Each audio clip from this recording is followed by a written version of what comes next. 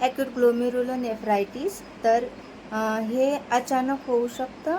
तर हे लहान बच्चूंमध्ये जास्त प्रमाणामध्ये होऊ शकतं. तर मी डॉक्टर सारिका, आज आपण ॲक्यूट ग्लोमेरुलोनेफ्रायटिसबद्दल पूर्णपणे माहिती पाहणार आहोत आणि त्यावरील होमिओपॅथिक ट्रीटमेंट पाहणार आहोत. तर मोस्ट ऑफ लहान बच्चूंमध्ये हा प्रकार होतो. सकाळी उठल्यावर स्पेशली म्हणजे सकाळीच चेहरा सुजलेला असतो आणि त्याच्यानंतर हळूहळू पूर्ण बॉडी सुजायला सुरुवात होते. लघवी एकदम स्मोकी तुम्ही पाहू शकता. जर लघवीचं चेकअप आपण केलं तर त्यामध्ये खूप साऱ्या RBCs म्हणजे रेड ब्लड सेल्स आपल्याला दिसतील. त्याबरोबरच हायपरटेन्शनसुद्धा प्रेझेंट असतं.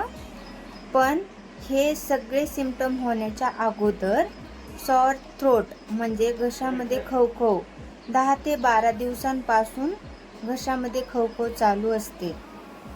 तर यावर एक जनरल प्रिकॉशन म्हणजे आपण काय घेऊ शकतो, तर बेड रेस्ट घ्यायची आहे जोपर्यंत आपला BP पूर्णपणे नॉर्मल होत नाही.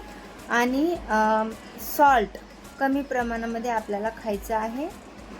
आता थर्ड पार्ट म्हटलं तर होमिओपॅथिक ट्रीटमेंट. तर होमिओपॅथीमध्ये अशा खूप साऱ्या मेडिसिन्स आहेत, जसं तुम्हाला माहीतच आहे. But some most indicated medicines तुम्हाला मी आज सांगणार आहे. होमिओपॅथीमध्ये कसं असतं, सिम्पटम वाईज केस टेकिंग करूनच मेडिसिन देतात. बट ह्या सम जनरल मेडिसिन्स मी तुम्हाला सांगणार आहे. तर फर्स्ट मेडिसिन आहे अपोसायनम कॅनॅबिस मदर टिंचर आपल्याला घ्यायचं आहे. 20 थेंब 3 वेळा पेशंटला आपण थोड्याशा पाण्यामध्ये देऊ शकतो.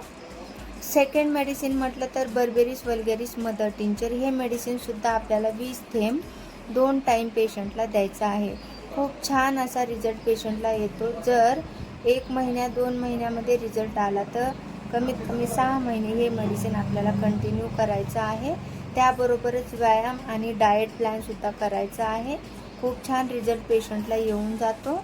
तर असेच तुम्हाला वेगवेगळे व्हिडिओ वेगवेगळ्या आजारांवर पाहायचे असतील, होमिओपॅथिक ट्रीटमेंट पाहायची असेल तर नक्कीच माझ्या चॅनलला सबस्क्राईब करा, जेणेकरून माझे सगळे नोटिफिकेशन तुम्हाला मिळून जातील. माझ्या व्हिडिओला लाईक करा आणि बेल आयकॉन दाबायला विसरू नका. Thank you so much.